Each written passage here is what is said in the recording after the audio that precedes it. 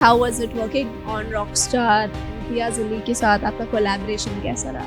Luckily वहाँ मेरी मुलाकात इम्तियाज अली से हुई, तो उस दौरान मैंने अपनी ये कहानी पिच की, उनको बहुत अच्छी लगी। फिर किस तरह से उन्होंने उसको पर्दे पे उतारा, उस कहानी को किस तरह से लेकर आए, तो ये स्टोरी है इसकी रॉकस्टार की। क्या हार्ट ब्रेक बहुत इम्पोर्टेंट है एक आर्टिस्ट के लिए, एक राइटर के लिए, उसकी क्रिएटिविटी को फ्यूल करने के लिए? और उसके बाद एक साल तो ऐसे ही निकल गया उसमें प्यार मोहब्बत में, फिर उसके बाद हमारा ब्रेकअप हो गया और फिर मैं एक साल बड़ा डिप्रेशन में रहा, मतलब बहुत डिस्टर्ब रहा 5-6 महीने। और फिर लोग बोलते रहते थे मेरे, अरे यार राइटिंग से अपने आप को डाइवर्ट करो, कुछ जो मुझे जानते थे लिख के अपने आप को निकालो। तो मैं वहाँ से लिखना शुरू किया मैंने सीरियसली। और फिर उसके बाद उसी दौरान मैं ऑटोबायोग्राफीज पढ़ता था, मतलब चार्ली चैपलिन के बारे में, वैन गॉग के बारे में, गुरुदत्त के बारे में।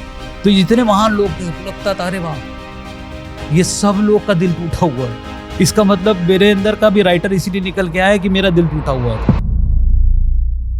Muazzam Baig, welcome to social catchup, how you doing?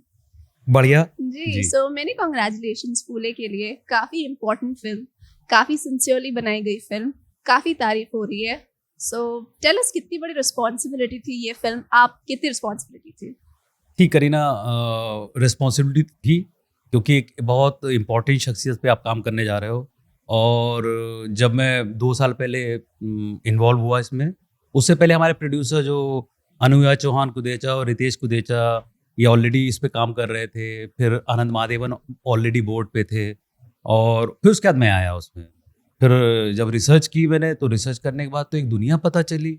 और उस पीरियड के बारे में मुझे इतना नहीं मालूम था, बचपन में थोड़ा बहुत सुन रखा था ज्योतिबा फूले के बारे में, और इतनी कहानियाँ थी, इतना दुनिया थी, और बहुत सेंसिटिव सब्जेक्ट था, बहुत सेंसिटिव सब्जेक्ट था। तो हमारा सबसे बड़ा चैलेंज यही था कि इसको ईमानदारी से, बिना इधर उधर कहीं कोई झुकाव हो, ईमानदारी से फिल्म को लोगों के बीच में लगाया जाए।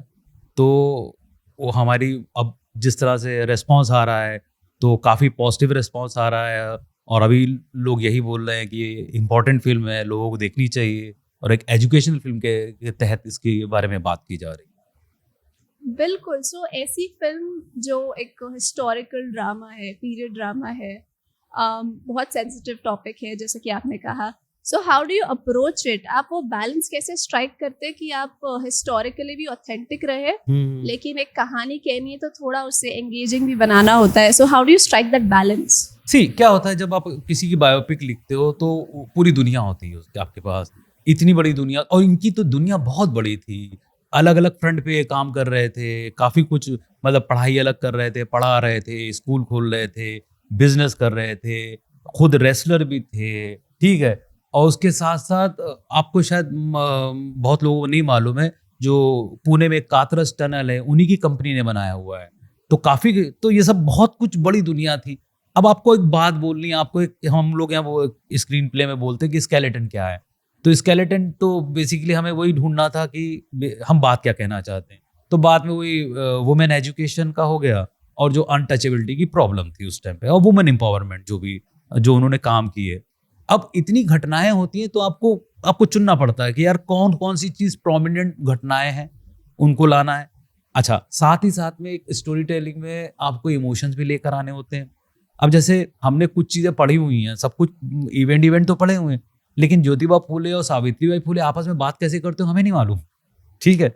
उस जमाने में कैसे कॉन्वर्सेशन होते होंगे, क्या होता होगा, कैसे डील करते। तो इसमें जब आप पढ़ लेते हो, सब कुछ पढ़ लिया है, तो सबकॉन्शियसली आपको समझ में आ जाता है कि इस तरह के इंसान होंगे।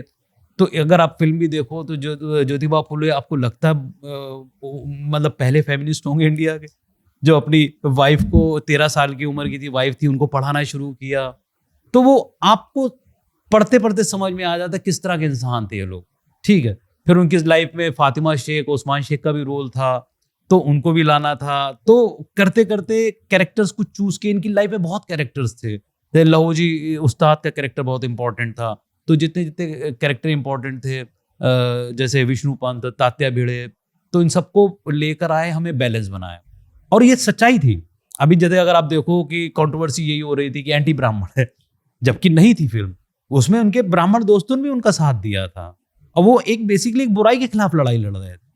तो उन सब चीज़ों का ख्याल कि भाई कल, अच्छा अब हम जिस दौर में रह रहे हैं यहाँ पे फिल्म मेकर अब सोशल मीडिया में 1 मिनट में ट्रोलिंग हो जाती, एक कोई लाइन के ऊपर आपको बखियां उधेड़ दी जाती हैं। तो हम बहुत केयरफुल थे कि एक भी लाइन, एक भी वर्ड ऐसा ना हो जहां पर लोगों को लोग ऑफेंड फील करें, और साथ ही साथ आपको उतना कटु सत्य जो उस जमाने में इतनी वैसी सच्चाई थी वो भी दिखानी है।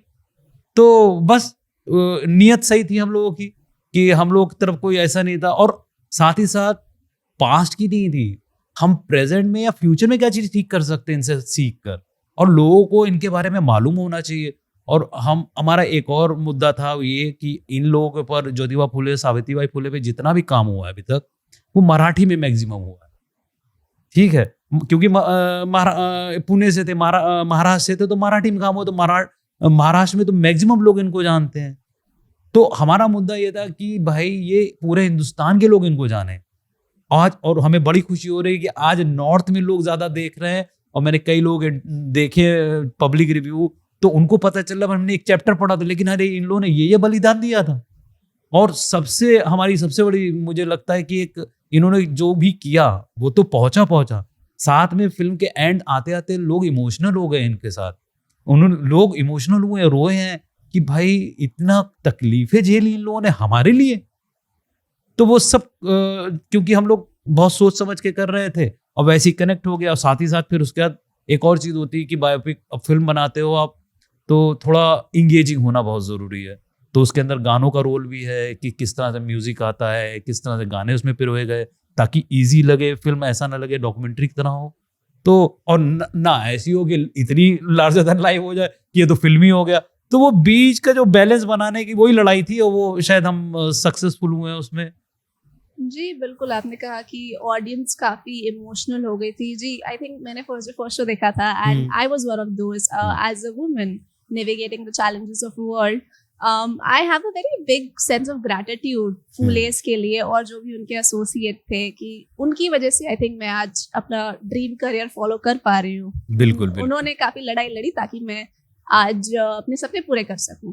बिल्कुल। सो आपने बात की रिसर्च की, so would like to take us कि आपका रिसर्च प्रोसेस क्या था, क्योंकि एक चीज जो काफी सामने आ रही है वो है कि बहुत ऑथेंटिक है ये, टोन में काफी सिंसियर एफर्ट था। वो लगता है कि हाँ उस सदी की मूवी होगी, काफी close to reality. I mean when it comes to the tonality of the film, या जैसी वो दिख रही है पर्दे पर। सो टेल अस आपका रिसर्च प्रोसेस क्या रहा? रिसर्च में ऑब्वियसली ज्योतिबा फुले, सावित्रीबाई फुले पे कुछ मराठी राइटर्स ने बुक्स लिखी है।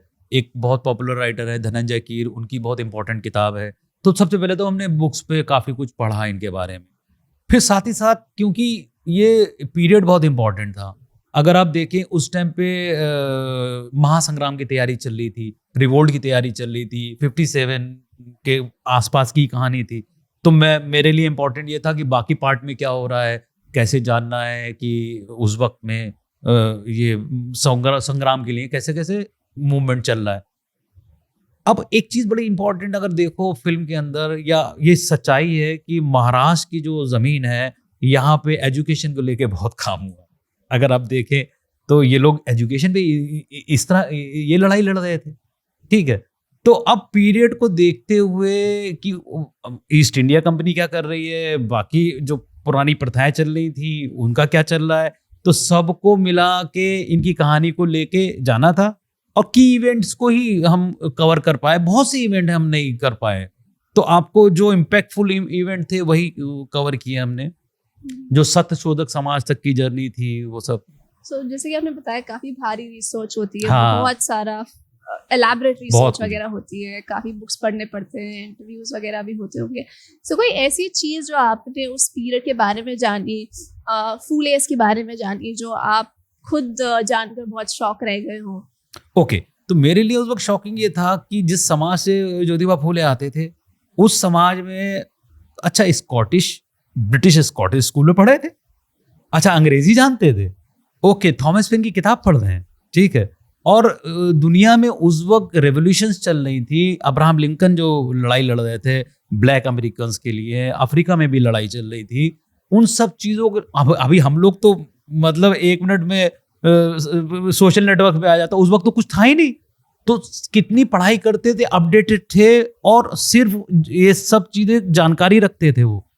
अच्छा, उसी घर में अपनी वाइफ को पढ़ाना, ये मेरे लिए शॉकिंग था कि यार ये बंदा क्या बंदा है भाई, और 1848 में। तो उसके साथ साथ ये बड़ा शॉकिंग लगा। अच्छा, एक चीज और मैं बोलूंगा, ज्यादातर लोग या तो सोशल वर्क के नाम पे नेतागिरी हो जाती कभी कभी, ठीक है, आप इन्होंने प्रोफेशन नहीं बनाया, अपने पैसे कमाए, अपनी प्रॉपर्टी खर्च की स्कूल्स के लिए, ये बड़ा शौक, मतलब अद्भुत था मेरे लिए। और अगर आप देखें, और सच्चाई है कि उन्होंने कंस्ट्रक्शन कंपनी भी थी उनके, पुणे कंस्ट्रक्शन कंपनी, तो वो कमाई जो है उसमें लगाते थे स्कूल्स में, बाकी उसके लिए विधवाओं के लिए आश्रम खोल रहे हैं। मतलब आप देखो कि इतना बलिदान। तो वो, और अगर उनका कोई औलाद नहीं थी और उनके फादर चाहते थे कि दूसरी शादी कर ले, जो फिल्म के अंदर सीन भी है कि शायद कोई औलाद हो जाए, क्या जवाब देते हैं ज्योतिबा फूले? अब कमी तो मेरे अंदर भी हो सकती है कि क्या आप दूसरी शादी कराओगे सावित्रीबाई फूले की? तो उतनी इतनी बड़ी सोच, मतलब ये मेरे लिए बहुत बहुत बहुत बड़ा शौक। सो काफ़ी बड़ी फिल्म, इम्पोर्टेंट फिल्म, लेकिन थोड़ा बहुत कंट्रोवर्सी हो गया, थोड़ा सेंसर बोर्ड का थोड़ा दखल हो गया। सो एज राइटर, जब आपकी किसी लेखनी को इतना स्क्रूटनाइज किया जाता है, ऑल्ट्रेशंस बताए जाते हैं, so how does it feel, और क्रिएटिवली आप पे क्या असर पड़ता है, पर्सनली और क्रिएटिवली? देखिए, क्योंकि जब हम फिल्म पूरी तैयार करते हैं, लिखने के बाद भी बहुत से चेंजेस होते रहते हैं, सेट पे भी चेंजेस होते रहते हैं, एडिटिंग में भी बहुत सी चीज़ें संभाल के, लेकिन बहुत सोच समझ के जब फिल्म बनती है, तो जाहिर सी बात है जब सेंसर कैची लगाएगा तो अफसोस तो होता ही है। और ख़ासकर कुछ कुछ इम्पॉर्टेंट चीज़ें थी जिस पे कैची लगी, और अफसोस तो होता ही है कि यार ये नहीं होना चाहिए, इतनी मेहनत से लिखा और इम्पॉर्टेंट भी है। बट हमारा जो जितने भी कट्स हुए हैं, बहुत छोटे छोटे कट्स थे, बहुत ज़्यादा ऐसा नहीं था। और अगर आपने फिल्म भी देखी हो तो ऐसा नहीं है कि कुछ मेजर कट नहीं हुआ, और कोई उसकी आत्मा, ऐसा नहीं है कि मतलब फिल्म की आत्मा पे कोई फर्क पड़ा है, बहुत छोटे छोटे कट्स थे। हाँ, जाहिर सी बात है कुछ चीज़ें अगर जो कटी है होती तो और अच्छा लगता, तो हाँ थोड़ा तो है। बट आप सेंसर बोर्ड की भी रेस्पेक्ट करनी है, आप अपनी, हमने अपनी बात भी रखी है, और कुछ कुछ चीज़ें माने भी हैं वो लोग, ऐसी बात नहीं। कुछ चीज़ों पे थोड़े वो मतलब फर्म थे कि नहीं हो सकता, तो ठीक है। बट हमारी मतलब फिल्म की आत्मा पे कोई फर्क नहीं पड़ा। बिल्कुल। सो ये बहुत जनरल क्वेश्चन पूछ रही हूँ, अपने दिल पे हाथ रख के बताइएगा, as a writer, as an artist, censorship को लेकर आपका क्या टेक है? इस बारे में हम बात ही नहीं करें, लेकिन जो फूले सेंसरशिप एज अ राइटर आप उसको कैसे देखते हैं? सेंसरशिप तो होनी चाहिए, मैं ये नहीं बोल रहा हूँ सेंसरशिप नहीं होनी चाहिए, बिल्कुल होनी चाहिए। अब देखिए, क्योंकि आप अब जैसे सर्टिफिकेट भी होता है ना फिल्म में, ये किस ऑडियंस के लिए है, ये पेरेंटल गाइडेंस चाहिए, तो हाँ कुछ चीजें ऐसी होती जैसे मैं क्योंकि सेंसर बोर्ड भी एक किसी वजह से ही होता है, उनको भी अपने वो होते हैं। अब कई बार ऐसा होता है कि बायस्ड हो जाता है कि भाई इनका तो आपने पास कर दिया, इनका नहीं किया, तो बायस्ड नहीं होना चाहिए, सबके लिए बराबर होना चाहिए फिर। तो हाँ, मेरे लिए मैं सेंसर को मना नहीं करूँगा, वो होना चाहिए, बिल्कुल होना चाहिए, वरना लोग कुछ भी परोसेंगे। हो भी रहा है। हाँ, हो भी रहा है। आप देखो ना, अगर सोशल नेटवर्क पे या OTTs वगैरह में देखो ना, तो लोग बात कर भी रहे हैं सेंसरशिप की। कुछ तो एक दायरा, एक लाइन तो होनी चाहिए ना, मेरे ख्याल से जरूरी है। ग्रेट। बट बायस्ड नहीं होना चाहिए, वो सबके लिए बराबर होना चाहिए, ये भी बोलूंगा मैं साथ। ओके, सो अब बात करेंगे कुछ बहुत इम्पैक्टफुल, पावरफुल सीन्स की। मेरे कुछ फेवरेट सीन्स हैं जिनके बारे में हम बात करेंगे, और वो सोशल मीडिया पे भी काफ़ी उनकी बहुत ज़्यादा उनका चर्चा है। एक है जब महात्मा फुले अपनी शैडो और कन्फ्रंट करते हैं, अपर कास्ट के कुछ लोगों को वो कन्फ्रंट करते हैं अपनी परछाई से, वो है। एंड देन जब पत्रलेखा का कैरेक्टर सावित्रीबाई फुले जी, वो एक जो उनको बुली करने आता है एक बंदा, तो उन्हें जब अपनी जगह बताती है, तो वो मुझे काफी पसंद आया वो सीन, उनकी चर्चा बहुत सोशल मीडिया पे भी है। So how did you look at those scenes, और आपके क्या कॉन्वर्सेशंस हुए थे प्रतीक गांधी से, पत्रलेखा से, जब आप वो शूट करने वाले थे? ओके, तो ज्योतिबा फुले का, जैसे ये दोनों की अगर पर्सनालिटी देखें, ज्योतिबा फुले, सावित्रीबाई फुले, ये लोग डरते नहीं थे, इनके अंदर बिल्कुल कोई डर नहीं था। और एक समाज में रहते हुए उसका, जैसे अगर आप देखो फैमिली में भी किस तरह से बात करके, सॉरी मतलब कि हम जा रहे हैं, पीसफुली चले जाते हैं, डर बिल्कुल नहीं था। और ज्योतिबा फूले जब हम लोग ये परछाई वाला सीन कर रहे थे तो उनको भी मालूम था। और जो प्रतीक गांधी ने तो मतलब अगर आप देखो तो उन्होंने तो पूरा आत्मसात कर लिया। मतलब आज अगर ज्योतिबा फूले के बारे में सोचोगे आप, वही आपको जहन में आएंगे, प्रतीक गांधी ही जहन में आएंगे। तो मैं परछाई वाले सीन की बात कर रहा हूँ। तो वाकई में ये एक लड़ाई थी, जिस लड़ाई में आप सिर्फ डायलॉग से ही खेल है वहां पर। देखिए अगर डायलॉग बाजी ही हो रही वहां पे ऐसा नहीं कि मतलब आप मतलब फाइट चल रही है, तर्क से जवाब देना था। तो और उन्होंने उस चीज को अगर आप देखो, बहुत बारीक सीन है उसमें, बहुत मतलब बहुत तमीज से जो है मतलब उनकी ऐसी तैसी करते हैं वो बोल रहे थे। तो अब देखो जिस तरह से खड़े थे, जिस तरह से बात कर रहे थे, तो वही था कि आपको जो है फॉर्म होके अपनी बात रखनी है। और किस तरह से वो डरा देते उसमें, और वो परफॉर्मेंस में ही है पूरा। पत्रलेखा के भी अगर आप देखो, सावित्रीबाई फूले, क्योंकि ये सावित्रीबाई फूले का ये बचपन का किस्सा भी था कि जो बोलती है कि एक गिलहरी जो है सांप को मारने जा रहा था, जो पूरा कहानी सुनाती है, ये किस्सा भी था उनका बचपन का। हाँ, तो तेवर तो मालूम ही थे ना, तो उसी तेवर के साथ जो पूरा बहुत अच्छा परफॉर्म किया। पत्रलेखा ने भी बहुत अच्छा परफॉर्म किया है। और दोनों ने मतलब दोनों कैरेक्टर को जीवित किया है। बिल्कुल, और ये शुरू से यही चॉइस थे दो ये रोल्स के लिए। बिल्कुल बिल्कुल बिल्कुल, ये दोनों ही पत्रलेखा और प्रतीक यही चॉइस थे, दूसरी कोई चॉइस। साथ ही साथ में हमारे जो डायरेक्टर जो आनंद महादेवन जी, उन्होंने भी वो चीज कि भाई इस लेवल पे परफॉर्मेंस होनी चाहिए, वो भी उनका भी एक ब्रीफ था, तो उसी को फॉलो किया है। जो वर्क कर रहा है बहुत बढ़िया। बिल्कुल, वो जो कोलैबोरेटिव एफर्ट है वो दिख रहा है। करेक्ट, सबका सब। इवन आप कॉस्ट्यूम देखिए, आप कैमरा वर्क देखिए, आप आर्ट डायरेक्शन देखिए। और मैं हमारे प्रोड्यूसर की भी बात करना चाहूँगा, अनुआ चौहान कुदेचा और रितेश कुदेचा। तो इनका भी पूरा बिलीफ था इस सब्जेक्ट पे, कई साल से लगे हुए थे कि बनाना है, फूले पे काम करना, फूले पे काम करना। Great. So let's talk about जो दूसरी एक कल्ट क्लासिक फिल्म जो आपके कलम से निकली है, which is Rockstar. Cult classic, अभी भी उसके बारे में इतनी चर्चा होती है, उसके गाने, उसके dialogues, whole film as a whole बहुत उसे प्यार मिलता है। आई थिंक रणवीर का एक बहुत ही टर्न की मोमेंट था, रणवीर कपूर का के भी करियर का, I feel. So tell us, how was it working on Rockstar? Imtiaz Ali के साथ आपका कोलैबोरेशन कैसा रहा? ओके, तो मैं पहले इस कहानी की ओरिजिन के बारे में बताता हूँ, और ये मेरी पर्सनल लाइफ से निकल के आया है। मैं बेसिकली थिएटर करता था अपने होम टाउन शाहजहानपुर में। हमारे गुरुजी थे राजेश कुमार, तो वो अक्सर मुझे बोला करते थे कि भाई तुम लिखा करो। तो मैं सीरियस नहीं लेता था। और फिर कैसे जामिया पहुंच गया मास कम्युनिकेशन में, तो वहाँ पे पहली बार मुझे प्यार हुआ, मैं सब कुछ भूल गया। ठीक है। और उसके बाद एक साल तो ऐसे ही निकल गया उसमें प्यार मोहब्बत में। फिर उसके बाद हमारा ब्रेकअप हो गया, और फिर मैं एक साल बड़ा डिप्रेशन में रहा, मतलब बहुत डिस्टर्ब रहा 5-6 महीने। और फिर लोग बोलते रहते थे मेरे, अरे यार राइटिंग से अपने आप को डाइवर्ट करो, कुछ जो मुझे जानते थे लिख के अपने आप को निकालो। तो मैं वहां से लिखना शुरू किया मैंने सीरियसली। और फिर उसके बाद उसी दौरान मैं ऑटोबायोग्राफीज पढ़ता था, मतलब चार्ली चैपलिन के बारे में, वैन गॉग के बारे में, गुरुदत्त के बारे में। तो जितने महान लोग थे सबको लगता था अरे वाह, ये सब लोग का दिल टूटा हुआ है। इसका मतलब मेरे अंदर का भी राइटर इसीलिए निकल के आया कि मेरा दिल टूटा हुआ था। अगर ये मेरा दिल नहीं टूटता तो शायद नहीं होता। तब मैं अपने आप को दिलासा दे रहा था कि यार कहीं आप होता ना कहीं आप डाइवर्ट करते हो। तो मैं डाइवर्ट कर गया अपने आप को। और फिर थोड़े दिन बाद ये ख्याल आया कि अगर किसी हीरो को ये बता दिया जाए, मतलब जिसके अंदर आर्ट पड़ी है, वो इतना भोला नादान है कि भाई अगर तुम्हारा दिल नहीं टूटेगा तब तक कुछ नहीं हो सकता। तो अब राइटर का मेरा था, तो राइटर की जगह थोड़ा इतना फिल्म में सिनेमेटिक नहीं लगता, तो फिर उसको रॉक स्टार बनाया।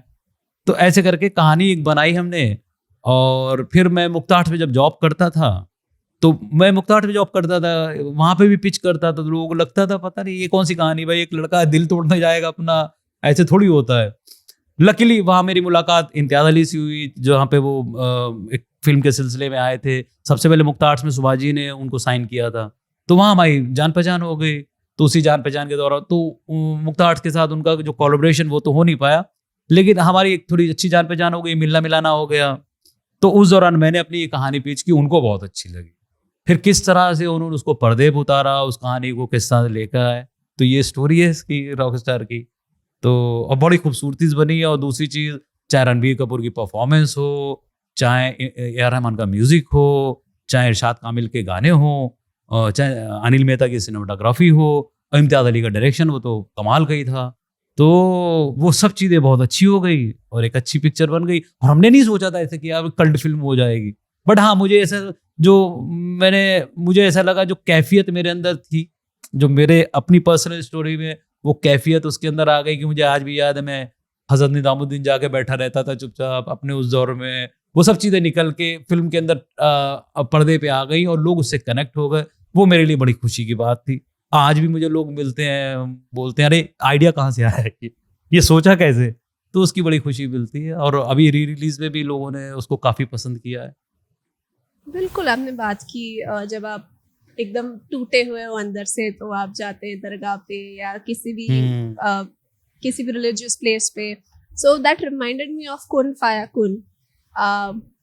what a masterpiece it is। और स्पेशली दैट मोमेंट जब वो देखते हैं ऊपर। वो तो हाँ, मैं जब भी देखता हूँ गूज़बम्प आ जाते हैं। बिल्कुल। वो जो यूं करके, अरे अरे अरे, वो ऐसा लगता है कि मतलब कितना पेन है इस बंदे, कितनी मतलब परेशान हो। वो मैजिकल शॉट, मतलब वो रणबीर कपूर ही कर सकता है। ही इज बिल्कुल। फैंटास्टिक एक्टर, कमाल के एक्टर है, कमाल के। वो वन ऑफ दोज एक्टर, जो स्टार तो है ही, वो एक्टर भी बहुत अच्छे हैं, बहुत बिल्कुल। अच्छे। एंड उस गाने का आई थिंक ये बहुत लोग रिलेट कर पाएंगे इस चीज से, कि उन्हें भले ही मतलब नहीं पता हो उन शब्दों का, लेकिन वो एक कनेक्शन साथ देता है ऊपर वाले से आपका correct direct. Correct correct. So how do you look at that song? See, अगर आप देखो कैरेक्टर में भी कहीं ना कहीं सूफिज्म है पूरी फिल्म के अंदर, मलंग है कैरेक्टर। अगर आप देखो तो इसलिए वो उसके साथ नैरेटिव के साथ चला जाता है, कि कहीं ना कहीं अब स्पिरिचुअल है वो कैरेक्टर, कहीं ना कहीं वो अपना आत्मा से परमात्मा का जो रिश्ता होता है वो बन रहा है उसका। कहीं ना कहीं वो ऊपर वाले से कम्युनिकेट कर रहा है, कहीं ना कहीं अपने दिल की बात किससे बोलेगा वो कहीं ना कहीं तो वो उसी से बात कर रहा है ना। तो वो कुन फाया कुन क्या है, जो कुन फाया कुन मतलब कि ऊपर वाले ने बोला कि कुन फाया कुन, मतलब इतना बोला, इतने में दुनिया बन गई, इतना वक्त लगा था। तो वो स्पिरिचुअली, एक्चुअली देखा जाए स्पिरिचुअल कैरेक्टर है वो, बिल्कुल। कहीं ना कहीं है, सूफिज्म है उसके अंदर पूरी। बिल्कुल। और आपने बात की कि ये इस रॉकस्टार की कहानी का जन्म एक आपके हार्ट ब्रेक से हुआ था। So my question to you is कि क्या हार्ट ब्रेक बहुत इम्पोर्टेंट है एक आर्टिस्ट के लिए, एक राइटर के लिए, उसकी क्रिएटिविटी को फ्यूल करने के लिए? सी, अमूमन ये मैं पर्सनल एक्सपीरियंस मैं शेयर कर ही चुका हूँ। वाकई में वो दिल टूटने के बाद काफ़ी वजन आया, और कई लोगों के साथ ऐसा हुआ है। बट हाँ, मैं कह सकता हूँ फिलहाल कि अगर दिल टूटता है, क्योंकि आप इमोशन और अच्छे समझते हो ना, जो चीज़ मतलब आप किसी, जो कोई खालीपन होता है ना, एक खालीपन बहुत काम आता है आपको कहीं ना कहीं। तो वो खालीपन से कहीं नहीं निकलता है, वो निकलती ही चीज़ है। और आप देख लो, बड़े बड़े पूरे शायर उठा के देख लो, इवन गालिब साहब, मिर्जा गालिब का भी देख लो। हालांकि उनका हार्ट ब्रेक नहीं हुआ, लेकिन उनकी लाइफ में बहुत सी दिक्कतें थी। कहीं ना कहीं से वो आवाज़ तो निकल रही होती है ना। अब भरे पेट है, कुछ प्रॉब्लम नहीं है, तो अब क्या मतलब बोल सकते हो। लेकिन मुझे लगता है कि वर्क करता है वो। अब ये मैं एडवाइस नहीं करूंगा लोगों को दिल तोड़े अपना जाकर, कि दिल तोड़ो बेटा तभी कुछ लिख पाओगे, तभी कुछ अच्छा होगा। ऐसा यूनिवर्सल रूल भी नहीं है, ऐसा भी नहीं है। ओके। सो अभी तो आप एक माशाल्लाह बहुत ही एस्टैब्लिश राइटर हो गए हैं, इतना इतना आपका इज्जत से आपका नाम लिया जाता है। टेल अस, आपकी शुरुआत कैसे हुई राइटिंग की? और क्या, व्हाट डू यू थिंक, आपके करियर के एक टर्न की मोमेंट्स क्या रहे? कौन सी मूवीज, कौन सी कोलैबोरेशंस जो बहुत आपके लिए इम्पोर्टेंट रहे हो आपके करियर में? सी, मैं अगर अपनी जर्नी की शॉर्ट में ही बताऊंगा बहुत, तो मैं शाहजहानपुर, एक शहर है यूपी में, मैं वहाँ का रहने वाला हूँ। मेरा बचपन वहीं गुजरा है। और वो एक शहर ऐसा था जहाँ पे स्कूल में हम शुरू से ही जो टीचर्स डे पे नाटक होते हैं, फैंसी ड्रेस कंपटीशन होते हैं, वो सब में पार्टिसिपेट शुरू से ही करता था। फिर लकीली हमारे शहर में सीरियस थिएटर होता है, प्रोफेशनल थिएटर होता है, और राजपाल यादव जो है हमारे शहर से ही है। तो कई एक्टर हमारे शहर से हैं जो मतलब जहाँ पे थिएटर बहुत अच्छा होता है। तो मैं उस थिएटर का हिस्सा हो गया। और फिर करते करते फिर सीरियस था, क्योंकि मैंने दूसरी चीज़ कोई सोची नहीं थी लाइफ में कि मतलब सिर्फ सिनेमा ही में आना है। तो मुंबई जामिया गया, वहाँ से फिल्म मेकिंग कोर्स की शुरुआत मेरी वहाँ से हुई। मुक्ता आर्ट से मैं इन हाउस राइटर था। फिर मेरी पहली फिल्म थी स्वामी, जो गणेश आचार्य की मैं पहली फिल्म एज ए डायरेक्टर थी। फिर मनी है तो हनी एक फिल्म आई थी। और उसके बाद हाँ, टर्निंग पॉइंट तो मेरा रॉक स्टार से ही हुआ है, नो डाउट। और मैंने एक फिल्म भी डायरेक्ट की थी जो उसी साल में आई थी, 2012 में, साडा अड्डा। तो वो दोनों फिल्में आसपास ही रिलीज हुई थी। तो ये अब जो है फूले है। और आगे पिछले कई सालों में मैंने कई स्क्रिप्ट्स लिखी हुई हैं जो अलग अलग जॉनरा की हैं। जैसे होता ना कि यार चलो ये पर्दे पे कब आएंगी, तो उसी की कोशिशें हैं। और आगे मैं चाहूँगा कि कोशिश करूँ कि ओरिजिनल स्टोरीज बोलूँ। और मैंने कुछ काम कर रखा है, लिख रखा है, तो और कहानियाँ बोलेंगे। थोड़ी और रोशनी डालना चाहेंगे अबाउट किस तरह के आपको कहानी कहनी है, कैसे, किन लोगों के साथ आपको कोलैबोरेट करना हो, कोई विश लिस्ट हो? विश लिस्ट तो बहुत है, मतलब ठीक है।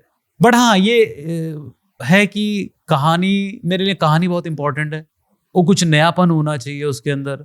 और ऑब्वियसली मैं थोड़ा, क्योंकि कमर्शियल सिनेमा से बहुत प्रभावित हूँ, बचपन से ही देख के बड़े हुए हैं, लार्जर देन लाइफ सिनेमा से लेके बड़े हुए हैं। तो आज के दौर में मैं भी वही करना चाहता हूँ। मेरी ख्वाहिश है कि मुझे लार्जर ऑडियंस मिले, मास ऑडियंस मिले।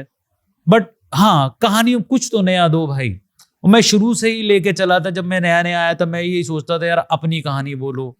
तो रॉकस्टार का जन्म वहीं से हुआ था कि, और इवन साडा डब मैंने जो बनाई है, वो सारी कहानियां कहीं से एडॉप्टेड नहीं थी, कहीं से उठाई नहीं गई थी, ओरिजिनल थी अपने आप में। और आगे भी मैं वही करने की कोशिश कर रहा हूँ। ओरिजिनल कहानियां हों, इंटरेस्टिंग कैरेक्टर्स हों। और मेरे लिए मेरी ऑडियंस बहुत बड़ी चीज़ है। मैं उनको और अच्छी कहानियां देना चाहता हूँ। और आगे मैं कुछ फिल्में लिख रहा हूँ और अपनी फिल्म डायरेक्ट करने के लिए उसका सिलसिला भी चल रहा है। Let's see. बिल्कुल, looking forward to it, all the best for that. अच्छा, राइटर, ये जो प्रोफेशन है लेखक का, इसे बहुत लोगों ने रोमांटिसाइज किया हुआ है, स्पेशली एक फिल्म लेखक। सो बताना चाहेंगे, कुछ मिसकंसेप्शंस क्लियर करना चाहेंगे कि नहीं भाई बहुत ज्यादा हार्ड वर्क है, थोड़ा एक नॉन ग्लैमरस साइड है?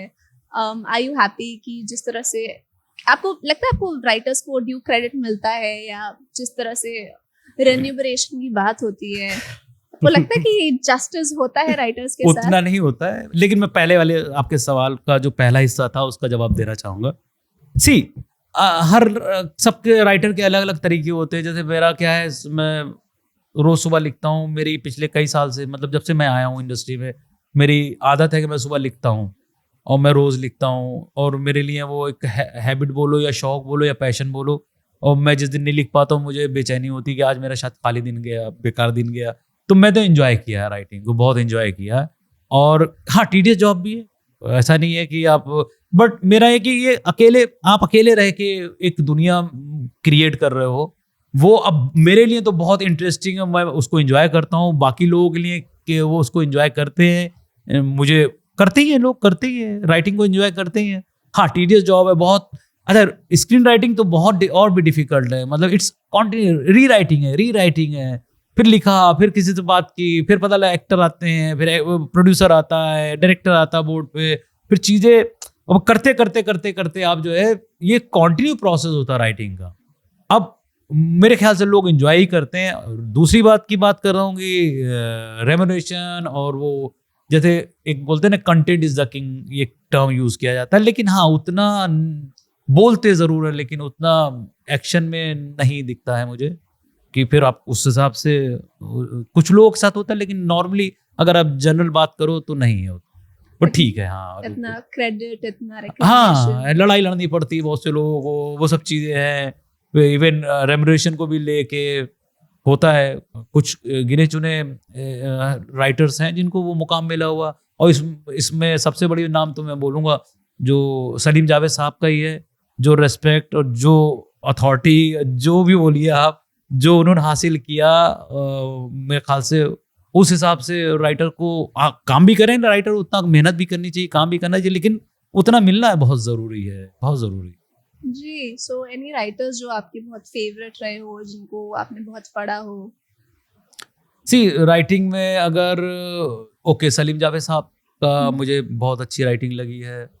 और ऐसे अभी अगर देखो जूही चतुर्वेदी का काम मुझे बहुत अच्छा लगा है। अ, और पुराने राइटर्स में तो बहुत लोग हैं। मतलब अगर वजहत मिर्ज़ा का नाम ले लीजिए आप, अख्तरुल्लाह का नाम ले लीजिए, कमाल अमरोई साहब। तो ये तो लीजेंड्स थे, और इनसे इनसे बहुत कुछ सीखने को मिलता है, बहुत कुछ सीखने को मिलता है। अ, तो इनसे बहुत इंस्पायर्ड रहा हूँ। कोई रीसेंट मूवी या वेब शो आपने देखा और आपको लगा होगा कि बहुत कमाल राइटिंग है इसकी, 10 ऑन 10 आपने दिया हो उसे? ओके, मूवी मूवी में तो अभी रिसेंट, देखिए एक तो मैं हिंदी सिनेमा का मतलब मासी सिनेमा का बहुत बड़ा भक्त हूँ। तो उसमें जैसे लेकिन उसके अलावा अच्छी फ़िल्में भी मैंने मतलब अच्छी इन द सेंस साउथ में भी बहुत अच्छा काम हो रहा है। जैसे अभी बीच में हमने देखी मंजूमल बॉयज़, मुझे बहुत अच्छी लगी थी। एक वारज़ाई करके एक फ़िल्म है, मुझे वो भी बहुत अच्छी लगी थी। ठीक है? और कमर्शियली अगर इतनी रिसेंट टाइम में मुझे जवान बहुत अच्छी लगी थी। मुझे पठान बहुत अच्छी लगी थी, मुझे गदर भी बहुत अच्छी लगी थी, और इवन पुष्पा भी बहुत अच्छी पुष्पा बहुत अच्छी लगी मुझे। तो ये सारी फ़िल्में अच्छी लगी हैं मुझे। जी, सो और ये और जो आपका मलयालम सिनेमा है, वो सिनेमा में एक अलग तरीके का काम हो रहा है। जिस तरह की फ़िल्में उनके समाज से आ रही हैं, वो कमाल की फ़िल्में हैं। वो मतलब अच्छी भी हैं, सक्सेसफुल फ़िल्में भी हैं। ग्रेट। सो आपने बात की कि आपको अब भक्त है मसाला मूवीज़ के, हिंदी बॉलीवुड मसाला मूवीज़ के। अच्छा, मैं बहुत से जो स्क्रीन राइटर्स हैं उनसे काफ़ी ये सुना है कि उन्हें सॉन्ग्स को लेकर उनकी एक ख़ासा राय है, उनकी क्या? थोड़े रिज़र्वेशंस रहते हैं कि गानों का क्या रेलेवेंस रहा है अभी, क्योंकि थोड़ा मूवीज़ हमारा सिनेमा थोड़ा चेंज हो रहा है, थोड़ा हम एक्शन थ्रिलर ज़्यादा बना रहे हैं। हाँ। तो वो देखते हैं कि गाना हम नहीं बिठा पाते और नहीं हटाओ इसको। उनके काफ़ी रिज़र्वेशंस हैं, काफ़ी राइटर्स के रिज़र्वेशंस हैं as far as songs are concerned. So आपकी क्या राय है उसे लेके? देखिए, हिंदुस्तानी सिनेमा कहीं न कहीं हमारे कल्चर है, जो हमारे नाटक-वाटक होते थे, नट-नटी, वहाँ से कहीं न कहीं है, क्योंकि हॉलीवुड में तो गाने वगैरह होते नहीं थे, ठीक है? तो हमारे सिनेमा ने वो कल्चर अपनाया, क्योंकि हमें भी देखने और हम फ़िल्म हमारी आदत थी, गानों के बिना हम फ़िल्म देख नहीं पाते थे। लेकिन पिछले 20 साल में गाने बहुत से लोगों ने, इवन अगर आप संजय लीला भंसाली का नाम लीजिए, गुज़ारिश में गाना मतलब ब्लैक में गाना नहीं था मेरे ख़्याल से। तो वो सॉन्गलेस फ़िल्म बनाई थी उन्होंने। उसके अलावा कई फ़िल्में लोग अब पिछले वक़्त में देखो तो लोगों ने गानों या बैकग्राउंड में चले गए। कई लोग ये प्रॉब्लम थी, अरे ऐसे कैसे हो सकता है, लिप सिंक क्यों गाना गा रहे हैं, ऐसे थोड़ी होता है रियल लाइफ़ में। तो इसका मैंने एक देखा था जिसमें जावेद साहब ने बड़ा अच्छा जवाब दिया था किसी को कि भाई ये बड़ा अजीब सा लगता है कि ऐसे थोड़ी हो जाता कि लोग गाना गाने लगें। तो जावेद साहब ने बड़ा अच्छा जवाब दिया था, बोले बैकग्राउंड म्यूज़िक भी रियल लाइफ़ में नहीं होता है, क्यों बजाते हो? अच्छा, मुझे लगता है गाने आप पिरोते कैसे हो वो बहुत इंपॉर्टेंट होता है। अगर ऐसा नहीं है कि आप कहानी के अंदर पिरोते कैसे, पहले थ्रिलर फ़िल्मों में भी गाने हुआ करते थे। आप हिंदी फ़िल्मों पुरानी फ़िल्में उठा के देख लो, त चाहे थ्रिलर फ़िल्में या में गाने हुआ करते थे। तीसरी मंजिल कोई भी पिक्चर उठा दीजिए आप। और जैसे इसमें राज कपूर साहब, विजय आनंद और जितने सुभाष घई इंक्लूडिंग, ये सारे लोग गाने को स्टोरी टेलिंग का पार्ट बनाते थे। ऐसा नहीं होता था गाना कहीं ऐसे ही आ गया, वो स्टोरी टेलिंग का ही पार्ट होता था, वो कैसे गूँथते थे। और मुझे लगता है कि जैसे हमारे यहाँ ऑडियंस जो मासेस की बात कर रहा हूँ मैं, उनको जैसे नवरसा की बड़ी आदत, सारे रस मिल जाएँ भाई। हम लोग वो वाले प्लेटर वाले हैं कि दाल भी है, चावल भी है, पापड़ भी है, अचार भी रखा हुआ है, सब कुछ प्लेट में मिल जाना चाहिए।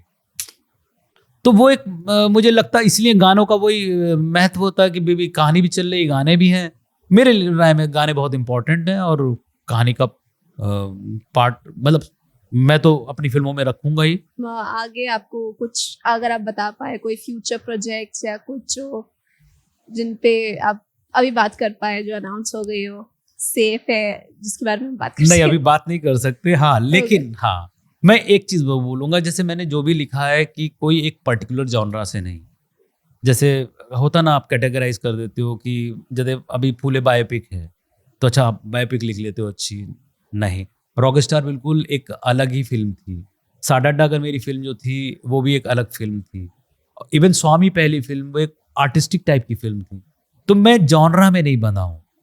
तो मेरे पास जो भी कहानियाँ हैं अलग अलग जॉनरा की कहानियाँ हैं, ठीक है, उनके लिए मैं पैशनेट हूँ और उनको मैंने कई साल से सींचा है।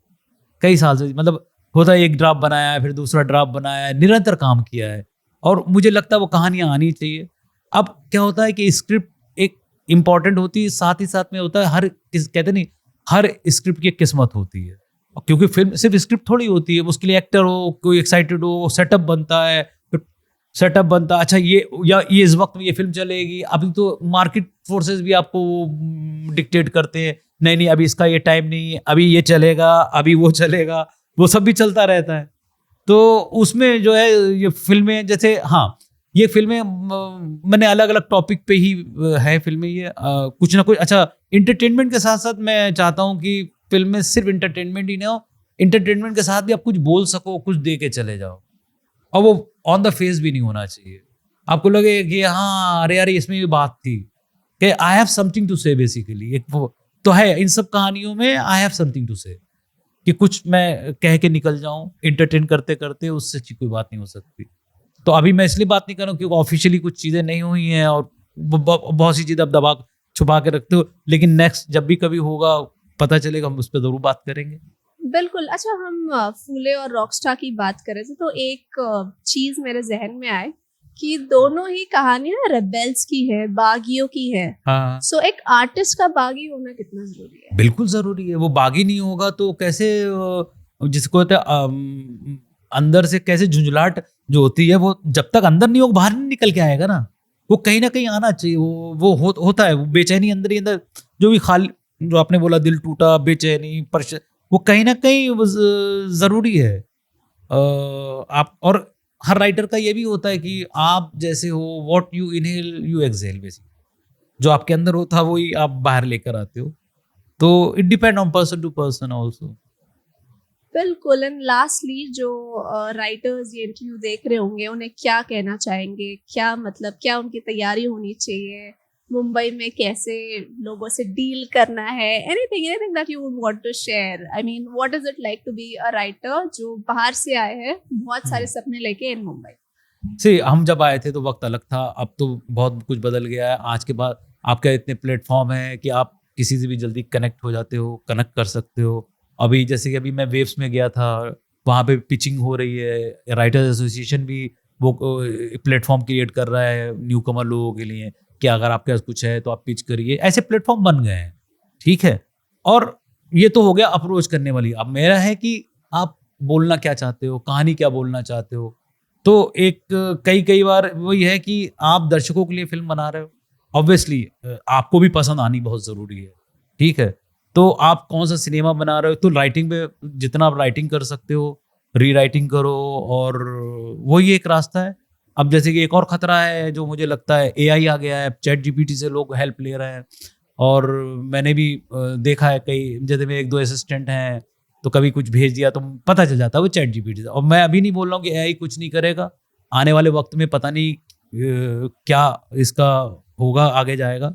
बट अभी फिलहाल तो वो कुछ उतना इमोशनली तो आप इतना वो नहीं आपको दे रहा है, ठीक है। अब कई लोग हो सकता है उस पर अभी मतलब सहारा ढूंढने के लिए चल भाई यहाँ से हेल्प ले लेते थोड़ी बहुत, उतनी मत करो। अपने अंदर पहले खंगालो चीजें, ठीक है। क्योंकि आप इमोशनली चीजें नहीं कनेक्ट, मैंने देखा है इमोशनली आप कहीं ना कहीं तार जुड़े नहीं होते हैं उसके। और कहानी बोलने के लिए वो इमोशन का कोई एक इमोशनली कनेक्ट होने बहुत जरूरी है। और आप बना किस मीडियम के लिए रहे हो, किसके लिए रहे हो। जैसे अब आप देखिए नेटफ्लिक्स का कंटेंट अलग है, अमेजॉन इनका कंटेंट अलग है, सबके कंटेंट अलग है क्योंकि नेटफ्लिक्स 200 कंट्रीज को केटर कर रहा है, ठीक है। अब हमारे यहाँ फिल्में आप अपनी ऑडियंस को केटर कर रहे हो पहले, तो आपको अपनी ऑडियंस को जानना बहुत ज़रूरी है कि आप बेसिकली हिंदी फिल्म ऑडियंस को केटर कर रहे हो। वो भी थोड़ा देखने की वाली बात है कि आप किसको केटर कर रहे हो। और ओरिजिनल स्टोरीज बोले इंटरेस्ट ठीक कहानियां घूम फिर के मिल जाती हैं। इट्स ऑल अबाउट कि कैरेक्टर्स कितने इंटरेस्टिंग है, दुनिया कितनी इंटरेस्टिंग है और आप ऐसा क्या दे रहे हो जो पहले किसी ने नहीं बोला था। अंदाज़े बयां।